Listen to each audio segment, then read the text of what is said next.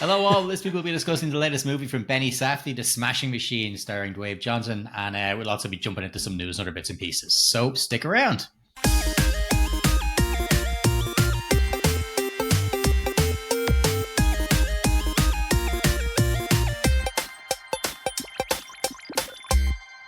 Yes, hello all, and welcome to Middle Age Geeks. My name is Phil. I'm joined, as always, by my co-host Daz. Daz, what's the story? How are you getting on?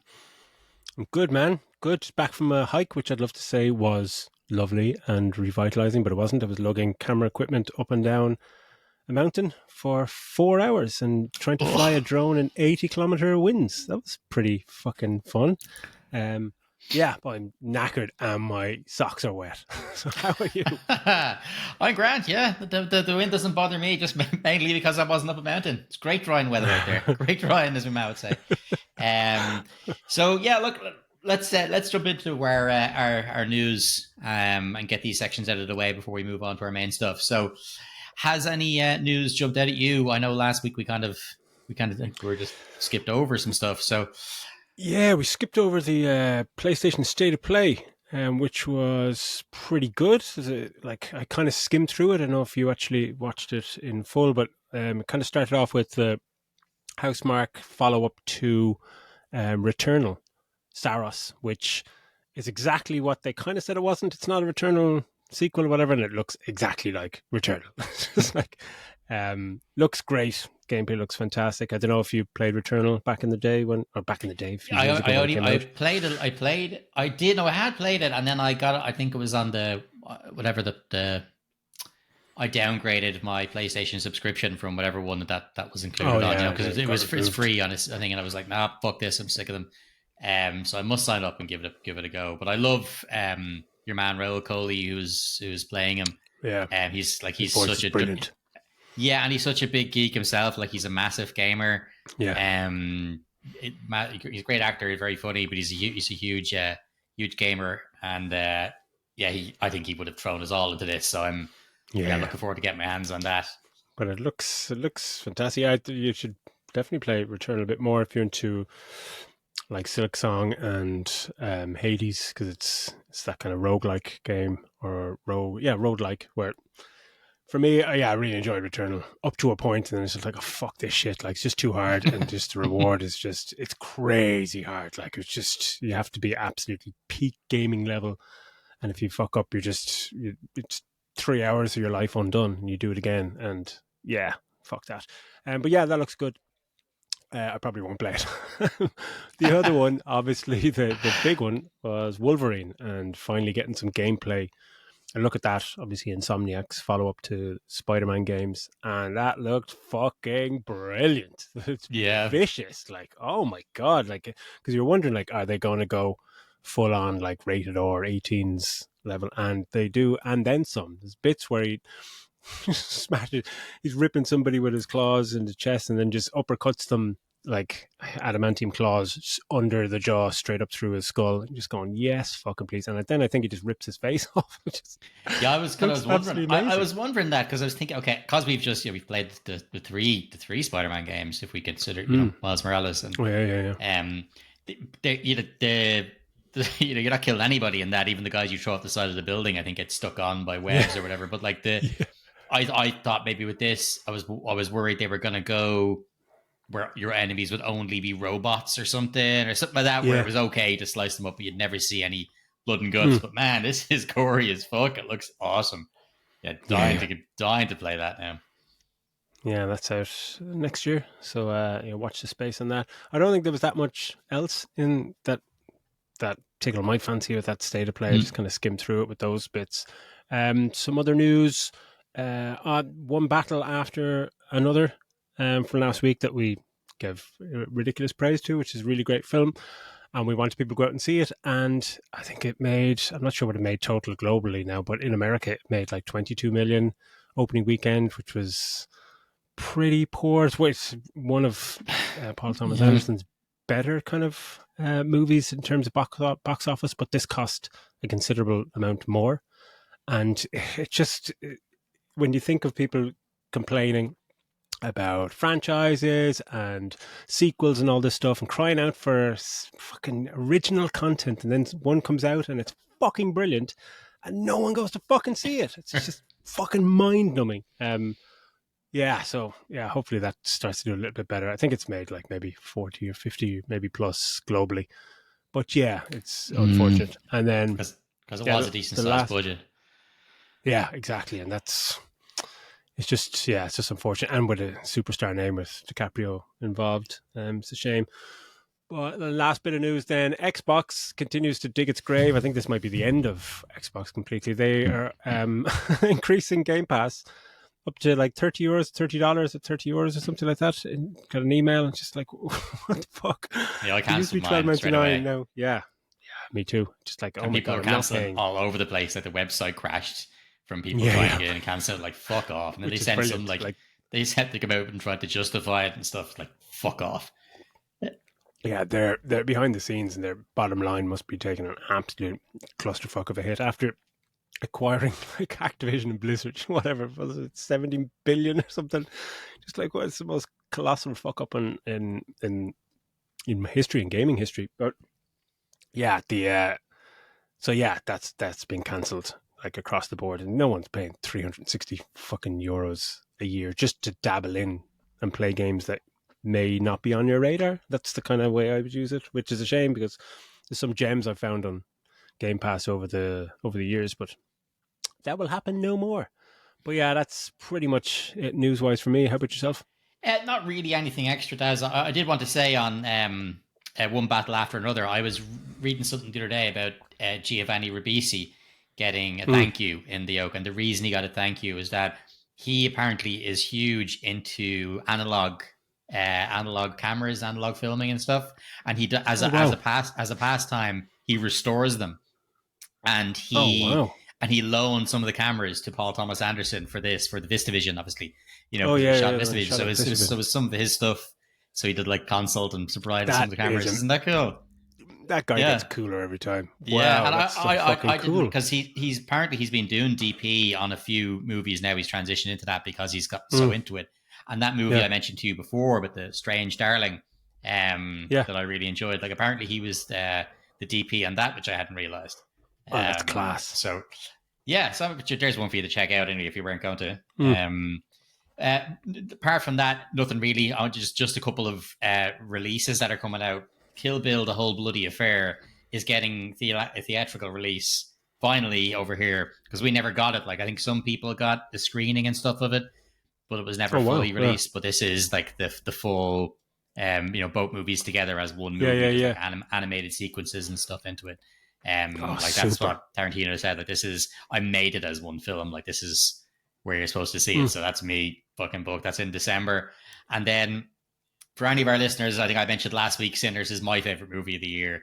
It's going to be in Odeon cinemas at the end of this month. For Black History Month, they're doing Black Panther's out and a few others, but Sinners I think is the 28th of October. So I will be going back to the cinema to see that again. 100%. Yeah, and recommend you all do the same. That's all from my end, news wise. So why don't we get on to what we've been playing and watching this week? What have you been getting into, Daz?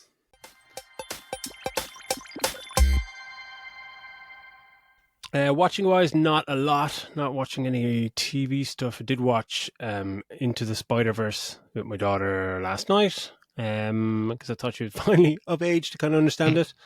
Thought she'd watch maybe 20 minutes, and we watched the whole thing, and it's just fucking astonishing. And seeing a 5-year-old's reaction to like Gwen when she saw Gwen Stacy arriving, I was like, brilliant. And playing wise, I've fallen off Hades 2. Unfortunately, I haven't played it since the last time we spoke about it last week. And that's mainly because Ghosts of Yotai. Is it Yotai or Yotai? Ghosts of Yotai. Yeah, I thought it was Yotai, but then when I was playing it, she refers to it as Yotai. So, yeah, but getting stuck into that because that is fantastic. It's more kind of evolution than revolution. It's kind of like Ghost of Tsushima 1.5.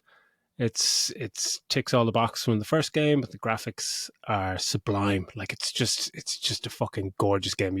I love the use of color and the use of yellow, especially in this. It's fantastic. The combat it's just so fluid and so rewarding, and it's just divine. But I'm loving so much. Like I've played it for about 10 hours, but the story is great, but it's it's ridiculous how similar it is to Assassin's Creed Shadows. It's the same fucking game, like, exact same setup, exact same thing. Family kind of butchered, left for dead, and you have to go out and you get to kill these ring of people who did you dirty. So it's like that's kind of it's very familiar in that way, but I'm loving just going around the world, just doing side quests and just looking off into the distance and seeing if there's smoke rising from behind those trees. See what that is. And then getting into scuffles and skirmishes and taking out, bases and the mix of stealth. The stealth is a lot better this time around. But yeah, just loving that and loving that so much that this is exactly the game for me. This kind of game, Hollow Knight and Hades 2. Unfortunately, I just not getting enough. I can't, like in 3 or 4 hours of this, I'm getting so much more back than I did from those kind of games, unfortunately. Are you getting stuck into it? Have you played a little bit? I played it for a couple of hours. I'm the opposite. Like I'm all in with Hades. Like I said, I got Ghost of Yotei. I played it for about 2 hours. And you know what was the weird thing? Because I've been on the Switch basically for a month, but all in the game, I've just been gaming on that. I picked up the PlayStation controller and I was like, why the fuck? What's going wrong? Why does this keep exiting it? Because the A button, it's X on PlayStation. They're in different positions. So I'm just so used to having the Pro controller in my hand, which, by the way, I think is a much better controller than the DualSense. I just love it. But the Pro controller is best controller around. But it's just, I played a couple of hours and I enjoyed it. But like that, it's more the same to the point where I thought, I can come back to this anytime. Whereas right now I'm really, really enjoying Hades. So I've just been, that's all I've kind of been playing for the last week. A couple of hours of Yotei and mostly Hades. How deep are you in that? Well, yourself with games like this, like you never really finish. Like I've finished. Like I did. I finished it as in. Again, credits have rolled, but that's not really the end. You know what I mean? You go back in, you have to do more and more runs, and the story gets bigger and bigger. And it's great to learn more and more about some of these characters. I think are maybe even a little bit more interesting than they were in the first. The likes of Dora and stuff, and some of these other characters figuring out where they came from, what their stories are. I'm really enjoying that. And it's just good. It's just good. It's fun. It's tough. I'm really enjoying it. Apart from that, I haven't really watched anything apart from Kunk on Life appeared on Netflix on Friday just gone, and I've watched it twice.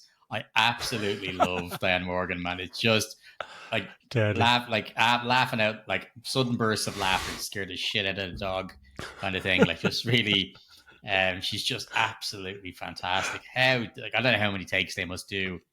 But it's also what I find for that show. Her thing is that it's as amazing as she is. It's also like props to the people she interviews. Because they're only given the remark is just basically that don't react. Don't piss yourself laughing or call her a dick. You're acting patiently to like if a toddler's asking mental questions. You know what I mean? That's the way you're supposed to act. Like. So she's asked them. Just the most bizarre and stupid questions, and these people are like fucking professors of stuff, and they're just like they're answering about no, not quite, is it? And they're just just being as polite and as nice as they can when she's saying just the most dumbass stuff. And it's fantastic. It's definitely worth a watch. Look, that's all I have on that. So why don't we move on then to the main event, as I'm looking forward to having a yap about this. So whenever you're ready, let's have a yap about the Smashing Machine, Daz. So take it away. Super duper. Yeah, the Smashing Machine is an American biographical sports drama film written by Benny Safdie, one half of the Safdie brothers, responsible for Good Times and the stress-inducing panic attack of a movie, Uncut Gems, from a couple of years back, which was great. It's based on the 2002 documentary, The Smashing Machine, The Life and Times of Extreme Fighter Mark Kerr, and it stars Dwayne "The Rock" Johnson as the former amateur wrestler and MMA fighter Mark Kerr. And alongside him is Emily Blunt as his on and off chaotic girlfriend, Dawn Staples. And there's a few other people in it that we'll get to. But yeah, the movie kind of charts 3 years. It takes place from 1997 to 2000, and it kind of revolves around the kind of start, the early days of the Ultimate Fighting Championship before it became the global phenomenon that it is today. And it's kind of showcasing how Mark Kerr and some other people were kind of pioneers of really bringing this discipline or this organization to the forefront. Because I think it was still kind of like it was well behind boxing. It was more just like a step above street fighting back then. People just thought it was kind of thuggery stuff, men beating the shit out of each other. So anyone new to the channel, what we normally do is we will chat about the movie spoiler free, and then we'll get into some spoilers after a while. There's not too many spoilers in this. But before we get into that, Philly, what were your thoughts coming out of the cinema on this one? I enjoyed it. I like sports movies, be they biographical or or fictional. I enjoy sports movies. I have to say though, I did get a little bored in parts of it. I think that this is a movie more about the performances than it is the actual story. There's probably a much more interesting story you can tell about the start of the MMA that they could have done here, but this is mainly about the performances. And who knew The Rock had it in him? And Emily Blunt's fucking fantastic in this, and I love how it's shot. I absolutely love how it's shot. I love the color tones and stuff that they use, and there's so many shots that are just taken. I said there's one actually great shot where it's taken from inside like a shop or something, and they're not even coming into the shop. They're just walking outside, and it's through the window down, like real stuff you would have seen in older movies. I just really appreciated some of those shots. Were great. I do have questions about the very end of the movie, which I'll ask for clarification with you, Daz, when we get to the spoiler section. But overall, man, I enjoyed it. But I think that enjoyment all came from being so impressed with the performances, and the fact that apparently the fucking Rock or Dwayne Johnson, whatever you want to call him, lost weight for this movie because the motherfucker is like the size of the Hulk. He is huge. Where did he what's he lose, 60 pounds or something? Did he lose that from his ankles? He still looks like a tree. He's a monstrous human being. And I can't wait to just talk about him and his thoughts for his career going forward after this. There's obviously kind of Oscar buzz, and that's just going to happen. But a lot of the time you're thinking he's really, really, really good in this. But is this Oscar talk because he's just playing the not Rock? It's just like, oh my god. That was going to be one of my questions to you, Daz, was is it, an incredible performance, or is it just much better? Is it an incredible performance for him, for this particular individual? And it's very much him in the fighting universe, which is, he has a whole background on wrestling. His dad was a wrestler. Is it that it's something he felt so at home in, and that's how he was able to pull this performance out? But that's not to take away. It's still a fantastic performance. I just wonder, is maybe some of the Oscar stuff maybe getting blown a little too ahead of itself? It's the same as in the Iron Claw. What's the guy in that? Jeremy Thingamajig. Is it the High School Musical guy? What's Zac Efron? Sorry, guy. Yeah. Zac Efron. And he was again Oscar buzz, and it kind of died out pretty quickly after that. But that was more because he was terrific in that movie as well. But in this, it's exactly what you're saying there. I think it's kind of a bit of both. Because he's just really good in it, and I remember watching the trailer. You're kind of taken aback because it's the way he's talking, the way he's holding himself, and it's just you're kind of going, oh wow, that's not The Rock, that's not Dwayne Johnson, but he's also really good, and he holds his own terrifically here in some kind of the more dramatic argument scenes, let's say, with Emily Blunt. He's holding his own brilliantly, and he doesn't turn into this violent, angry kind of guy. He can still see he's still that kind of boyish, kind of mild manner, like, why are you doing this to me? You know, this kind of stuff. Some of those scenes were fantastic, but that Oscar buzz, it's like, yeah, I just don't know, because he's very, very good in it, but there's a point at it where he shaves his head, and then I didn't think he was very good anymore because he looked like The Rock, and I don't know if that's because I was just taken out of it and just like, oh, now you look I like honestly The Rock. he looked like Sinbad the Sailor Man. He had this the earring and the like the good thing. I was like, Jesus, and the shirt that he was wearing was like this flowy kind of thing. I was like, he looks like Sinbad, man. But he's really good. Like, he is. Oh yeah, no, and really he is great in that. I think that for me, because I don't know much about Brian Kerr or Mark Kerr, not Brian Kerr, the Irish football manager. I don't know a massive amount about him. So seeing that footage of him, of actually Mark Kerr talking and his mannerisms, I'm like, that added to me more. I was like, wow, okay, he really did nail it. Like, really fucking nailed it. Like, yeah. When you actually hear him talking, I was like, okay, yeah, that is really impressive. But it's so impressive for him to put in that performance when we're so used to, as you said, pretty much the same character he's playing in every movie, playing different versions of The Rock, and like it kind of reminds me of when Eminem did 8 Mile, and after that, and he was just superb in that. But people kind of going, well, you are playing kind of yourself, and you're playing this stuff, and it's still, yeah, but you still have to fucking, you're acting. It doesn't matter if you're just playing yourself. It's not going to translate to screen well if you can't fucking act. And that kind of did him a disservice. But in this, I mean, the fact that a lot of the movie is outside the ring, and like some of the, you know, the fights as they were kind of back in the day, then they're quite short, and it's just get the guy on the ground and beat the living snot out of him. Weren't the most entertaining thing. So a lot of the drama is outside the ring. It's not like, you know, Rocky or Warrior or something like that, where the Rock is acting out a lot of screen time in the fights, and I think that's what works for the movie in terms of it trying to be a bit more dramatic and showcasing stuff outside the ring, and little runtime paid are shown inside the ring in the fights. But that also is a detraction for me, because it's kind of a little bit boring at times. Not boring, but it kind of, the story kind of plods a little bit at times, because there isn't that epic fanfare of, you know, oh, it's his rise and his fall and all that.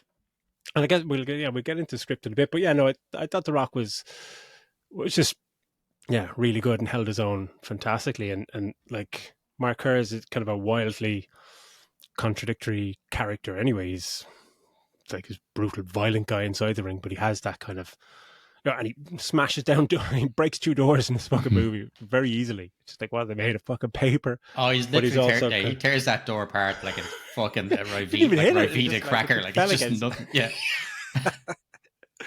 But also, like, he does convey that kind of boyish, well-mannered kind of guy as well. Like, there's a scene when he's asking somebody to open the window on the plane so he can see this sunset or something. It's just like, it's kind of nice. But he's really good. But what did you think of Emily Blunt? Because she's astonishing, but I thought her character is slightly underwritten. And she does, unfortunately for the story, she disappears for a while and comes back in for a very pivotal part.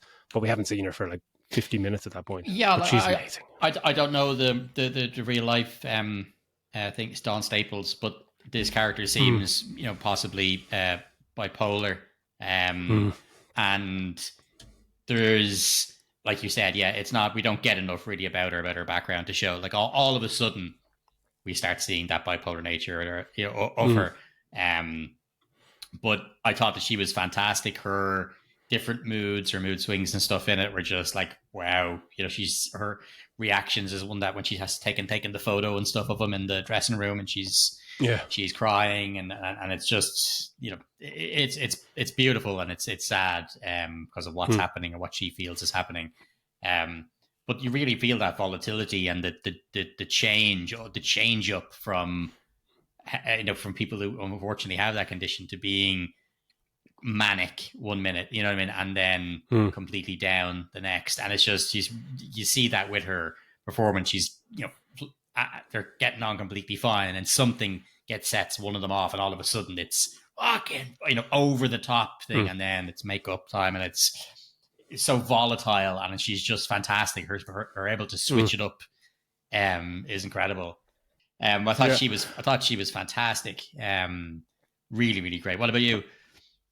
Oh yeah, she just eats up the fucking screen. I just thought it was a little not uneven, but just script wise, you just would love to just find out more about her and like see that kind of bipolar nature a bit earlier, or just a bit more screen time. But obviously, this story is she's a supporting character for a reason. But she is fantastic, and just their interchanges and their scenes, they have quite a number of them that are very highly charged, and they're just remarkable. Like, and that's the high point of the movie when the two of them are really, especially later on in the movie, where there's one like just an argument that they're having, but it's so well written and so, like I'm saying, highly charged, and she's just turning up to 11. Like, she's so believable as this someone who just believes at one moment she's completely the victim, and then, why are you doing this to me? And it's just like, it's just heartbreaking. He's like, what are you fucking talking about? Like, it's not about you.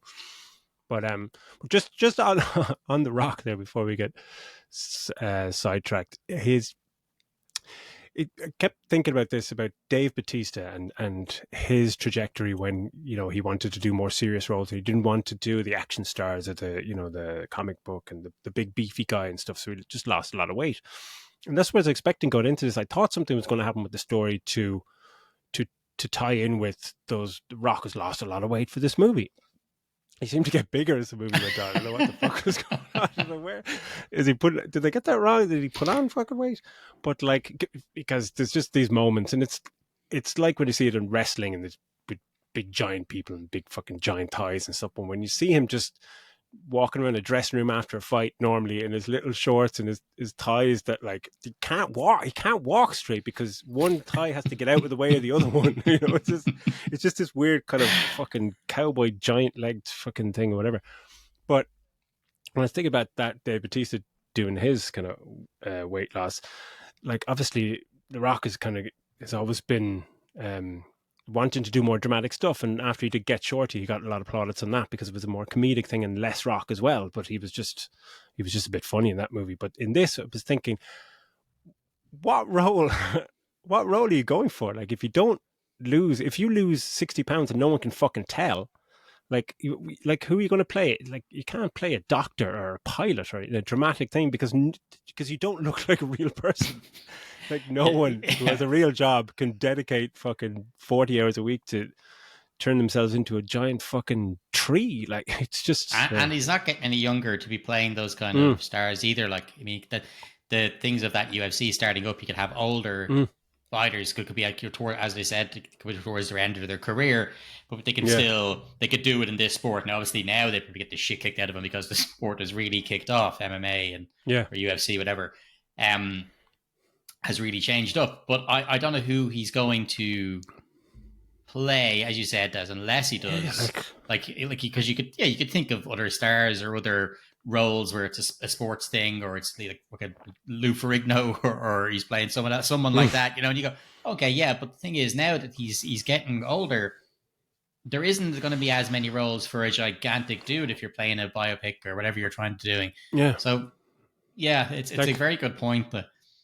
Like, Arnold Schwarzenegger got away with it in the 80s and 90s because it was a crazy time, and it's just like, hey, there's Arnold Schwarzenegger, and he's a kindergarten teacher. It's just absurd, but it's just like, it's not dramatic. My name is John Smith. No, it's fucking not.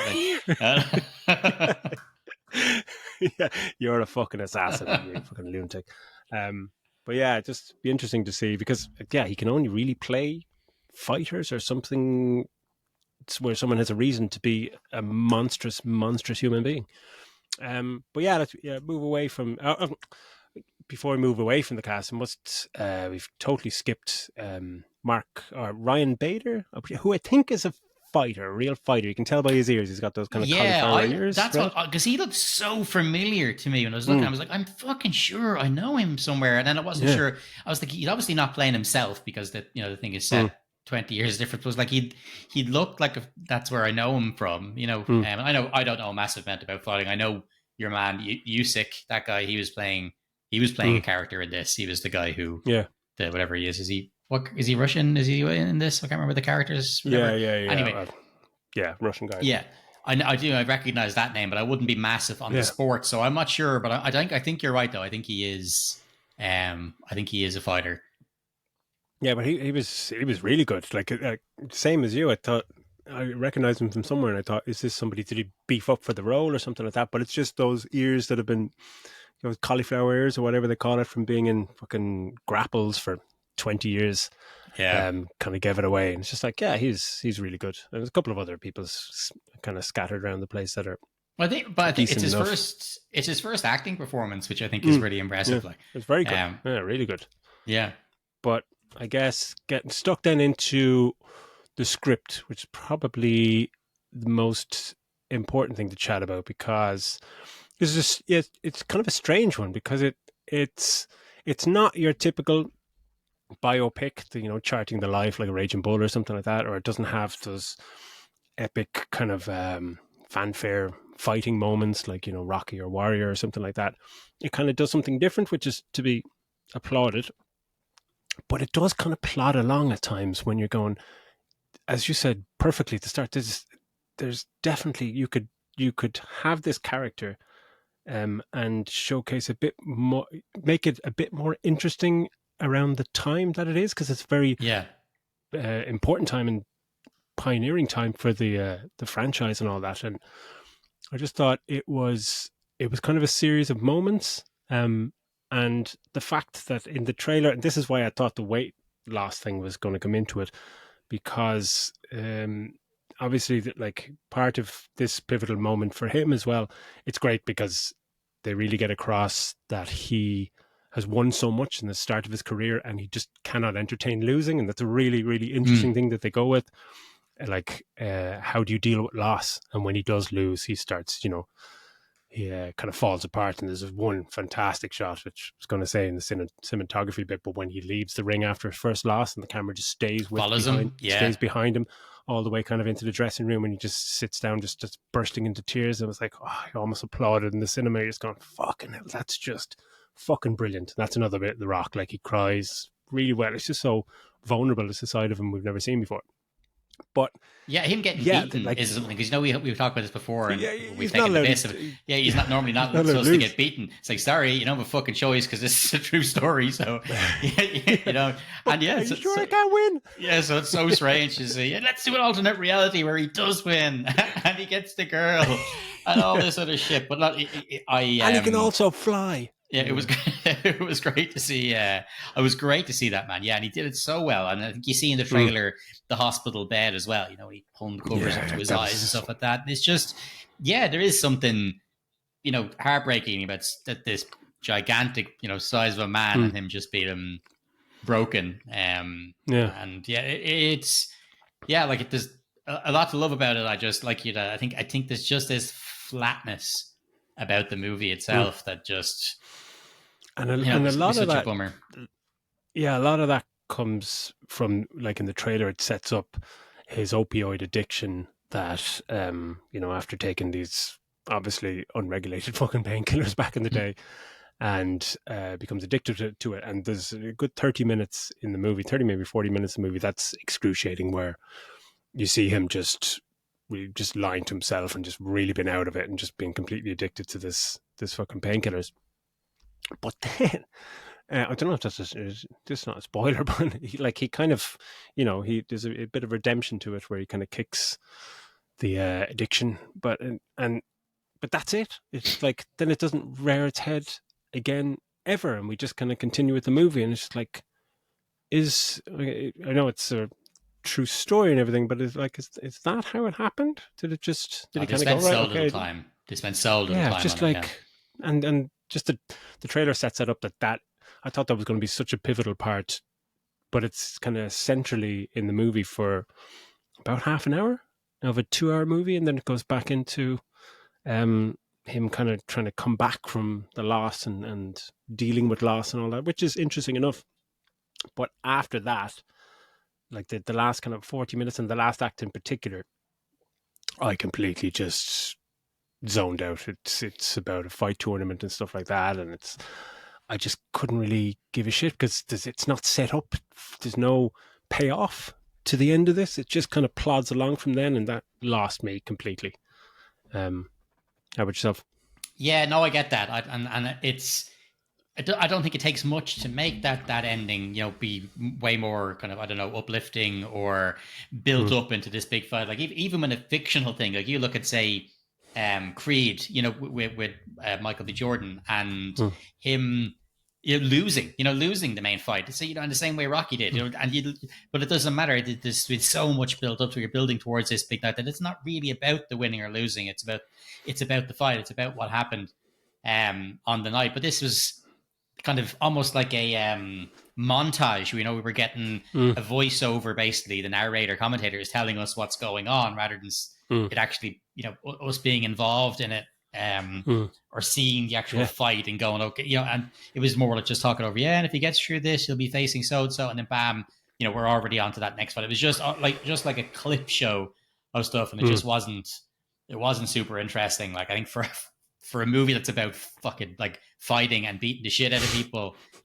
it like I said, I think flat's probably the best word I can think of for it. Yeah. 100%. But yeah, I mean, getting on to cinematography then, as you were alluding to earlier, it's shot gloriously. There's so many, like even the fight sequences that are so short are filmed just fucking fantastically. It's very brutal. But yeah, even the costumes, like there's one point where The Rock is walking around in just a yellow jumper. It's just, you get like the style is fantastic, but the size of the jumper, it's like you could fit a family of 5 in the fucking thing. It's astonishing. Yeah, it's great. But cinematography, it's such a nice movie to watch. In terms of sound, like some of the tunes that they picked were, I thought, were really good. Some of the even though the fights are so brief, there's some kind of chaotic kind of jazz percussion stuff that's going on in some of the fights and montages. I thought was excellent. Use of sound was good. But one negative though on the sound, or it's more a sound design thing, was when the punches were being hit. When people were being hit in the fights. Yeah.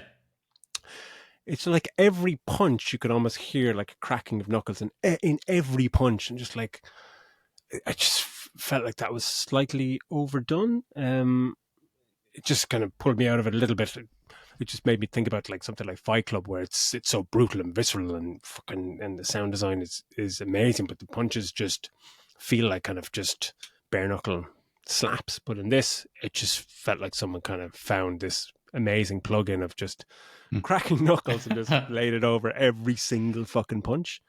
But but music and sound is apart from that. Actually, some of the sound design in. What was great was seeing obviously playing himself was Tomoyasu Hotai. Remember, he's banging, he's shredding on the guitar. Like people would know him from, obviously he does music for a lot of Japanese movies and English speaking movies. But the one of my favorites is that Battle Without Honor Humanity, from Kill Bill. Yeah. Sublime. Yeah, so that was cool to see him. He's absolutely fucking shredding the guitar. You see the fucking rock and stuff looking down, going, damn. Really, really cool. What do you think about the music? The music choices? Like I guess I was fine. I don't think I was massively blown away by any of it. I'm kind of glad they didn't use music of the time. It wasn't like the late 90s wasn't the best. Late 90s wasn't a great time for music. Like unless you're like into like indie stuff, great, yeah, fine. Indie stuff was good, but I think back to some of the shit that I was listening to, or you were listening to late 90s, going, oh man, there wasn't much great. You skip that. You skip that. Yeah. There was a cool Wakefield Saturday Night. But there was a song. Was it "Don't Be Cruel"?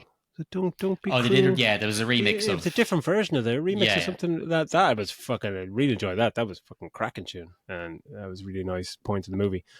But like, yeah, music. It was good. It was fine. It's nothing. It's not going to win any awards or anything. But what were your main negatives then, if you had to? Yeah, I mean, I suppose as I said, but it being kind of flat, that was kind of it just wasn't super interesting to me. And that's not just, as I said, I love sport movies and I'll watch sports movies about fucking sports I don't give a shit about. You know what I mean? Like if a baseball movie is decent, I'll watch it. I don't give a shit about baseball. Same in American football, where I land on that. Like I'm not a fan.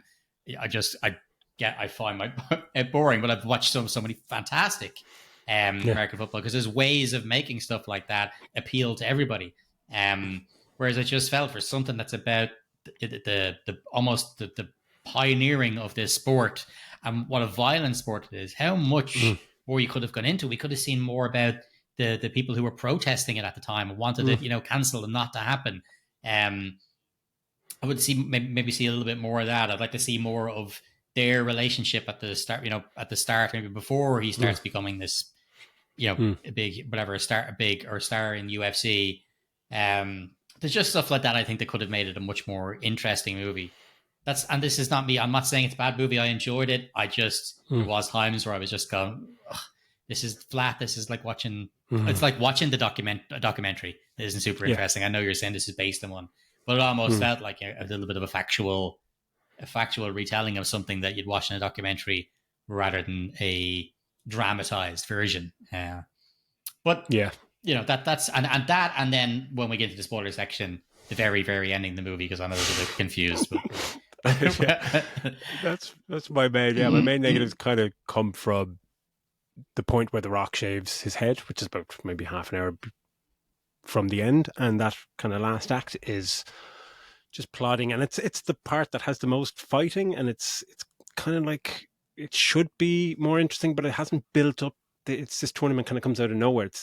They're building up this kind of rivalry that wasn't there, and it just didn't really work, and the whole kind of addiction bit was kind of thrown away a bit too, because that was probably the most interesting part of the movie. I really wanted to see a bit more on how his transition and getting sober and all that kind of stuff. And yeah, it's the last scene, which we'll get into in spoilers. A baffling last scene. It was kind of dramatically light at times, which was kind of strange. Apart from a few high points, which were arguments between him and his girlfriend, and nothing dramatic, and none of the high points were anything to do with his fighting or anything to do with his character, apart from his arguments with his girlfriend, which is kind of strange. But yeah, I did enjoy it as well. Wait, star rating, what would you give it? I'm going to go 3.5, right? Because I enjoyed it, but not enough to put it up into like very much enjoyed it. Like as in I'd sit down and watch it again. It's that score is because of, I think it's shot absolutely incredibly. It looks gorgeous. It really has it brings you back to sports movies of old. Has that kind of feel to it. But mostly the good score is from the performances. Like they're whatever about The Rock being Oscar worthy or not. It's an incredible performance from him, especially when you see what Mark Kerr is actually like in real life. You're going, okay, wow, that's spot on. And then Emily Blunt, who just seems to get better and better. She's fantastic. That's what I'd land. Yeah, land around 3.5. I think he did a decent job, but just could have been more interesting. Yeah, the same myself actually. I was thinking 3, but then 3.5 just because performance wise. But I think it's not a very remarkable story, which is kind of strange because it was a very important time for the franchise and for lots of people involved in it. But yeah, performances are great, but yeah, could have been a little bit better, I think. But yeah, let's get into spoilers, which will probably just be one thing we want to talk about. So spoilers, what the fuck is going on with that last scene? I was just like, what? Who made this choice? I don't know. And is he like... We explain what happens first. Yeah, so I mean, obviously, people, if you're hanging around for this part or if you've seen it already, we get a cut back to like present day, isn't it? And it's the real Mark Kerr, and he's going around doing his shopping, and he's doing his shopping in the supermarket, and he's talking to the teller. And when he starts talking to the teller, that's when you start seeing the mannerisms and stuff about, how's your day going and stuff like that. He's just, so he is a genuinely, nice dude. But getting to see the voice, the mannerisms, his size, and how he's kind of moving, you're like, oh Jesus, that's well done, that's great for The Rock. But at the same time, we're going to go, why are we going to get more of these like things could come up, because you hear, okay, he gets married to Dawn, you know, for whatever amount of years, and they have a son. If that was it, and it just cut out, you know, with him smiling, but the weird thing is, he starts walking towards his car. He's aware of the camera, and he's worried, but he's not talking to us. He goes, "That's crazy. God, that's wild." All of that, and he's talking with himself. And I'm going, who the fuck is he talking to? Are we going to see who he's talking about, or what happened? Is he going to turn around as like someone's done something to his car, or he's going to see something that he's going, "Oh, this is wild." I was like, who the fuck is he talking to? And then he talks to us, the audience, like, and I was like, is that for real?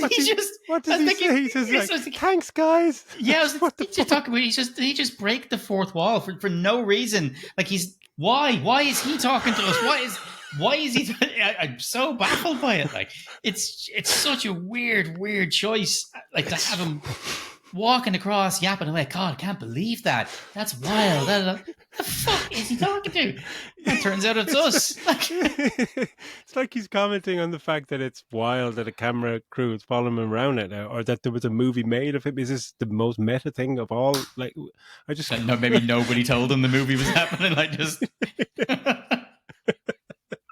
But it's just so weird, and it's just like, and he's just doing his shopping, and it's just, it's the muttering to himself.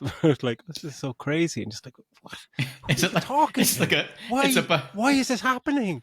It's like a Bowfinger scenario. He's wondering why the cameras are following. He's just, what the fuck? It's so crazy. What are you doing? And someone said hi to the camera. He's like, hi. Does he have fucking brain damage? What the hell is going on? But yeah, and he just waves, and he just thanks, guys. And then the credits happen, and then you get like pictures of him for, you know, at moments where, you know, that were featured in the story, and just going, just do that. Just do that. Just show us, oh, here's what he looked like. Cool. Oh, here's a picture from that tournament, or when he was doing this. Don't have this weird fucking shit. Like, it's just, it was. I just didn't get it. So weird. It's such a weird choice. I'm not surprised at all with their chaotic relationship. And we get that thing at the end that says, like, when he came back from Japan, they got get back together 10 days later, and then they ended up being married for 5 years and had a kid, and obviously they're broken up now. It's like, it just seemed like, because their relationship was so fucking nuts. So unhealthy. And that's they got married 10 days after she tried to kill herself and found his gun, and that last sequence where she just goes bananas, where in the space of 5 minutes, and it's so fucking raw and visceral, where she is just, you know, oh yeah, and they're having, you see, it's just the pleasantries around everything are just waiting to fucking collapse, and just like, yeah, okay, and then suddenly she's just triggered and she's going off, and it just, that scene where they just, it's the most volatile of arguments that they have, and it's fucking masterful. The two of them are absolutely sublime in the movie anyway, but in that sequence, so much happens in about 3 or 4 minutes. You're just going, fucking hell, this is incredible. More of this, please. More of this, and not people just walking around and kind of fight montages of fights. Some of the fights just last like 8 seconds, just like, oh yeah, grapple down, punch him, and you're going, that's not very interesting. There's no stakes, and it's not interesting. But yeah, I can't really think of any other. No, there's spoiler wise. No, there's not really anything else. I mean, the I suppose the addiction thing you mentioned already, that doesn't last long enough. Like, I don't know if we get a little bit of stuff where he talks about his sponsor afterwards. Like, he's only in rehab for 3 weeks, and we don't see any of that. You know, we don't see, you don't see him having, like, struggling with, you know, withdrawals and shakes and all these different, going to different talks and meetings or anything like that. Yet he has a sponsor, but we don't see him going to a bunch of meetings. And especially because Emily Blunt, like, he's saying, you're out partying and I'm trying to do this. And it's just like, show us a bit more of that. And we only see her out once. Her coming. And she only seems to go out once. And I think, you know, it granted, we get one of the really good fights is there as well, where she's fucking shouting that back at him and saying, you're just fucking jealous because I can go out and you're only in fucking rehab for 3 weeks. It's just super toxic. And then the apologies and stuff afterwards. Like, it's a really toxic relationship. And that both of them just, you know, they're fantastic in it. But yeah, there's just some other parts I think that could have been added into this that could have made it way more interesting. And that's the kind of bummer about it, because it's not one of these things where you go, oh, you shouldn't have done that, or there's too much of this. It's really, you wanted more of and maybe a little more in-depth into certain things, and you could have gotten a much better movie. But I don't know what the budget was in this one. Did we get into Like that? At the start? 40 million, I think. Okay. Which is, it looks fantastic for 40 million. Well, I'm wondering more about it making the money back. Like, what is it doing? Will it do well? Do you think? Will people go and see? Because it's The Rock. Does he still have that pull power? It just doesn't have that. For Black Adam, fucking went into minus.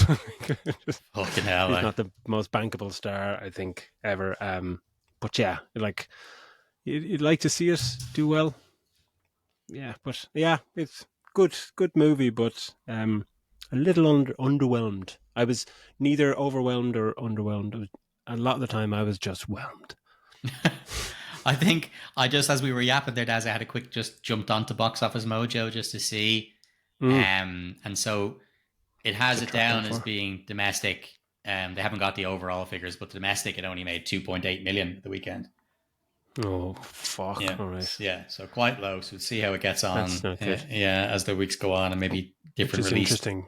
Yeah, because the other Safdie brother, is it Josh Safdie? The trailer for his movie was on before this with Timothy Chalamet playing. It's a fictional story about a fictional ping pong player. Wild fucking idea and story, but looks fucking cool. And they've gone off in different paths, which is interesting. But they did say that, like, in college, they made films separately all the time, and then they decided to do it themselves for a few movies. And now they're kind of branching off, going back to making their own stuff. Because obviously, one wanted to do a biopic about a fucking UFC wrestler. The other one wants to do a similar sports movie about a fictional ping pong player. It's like, okay.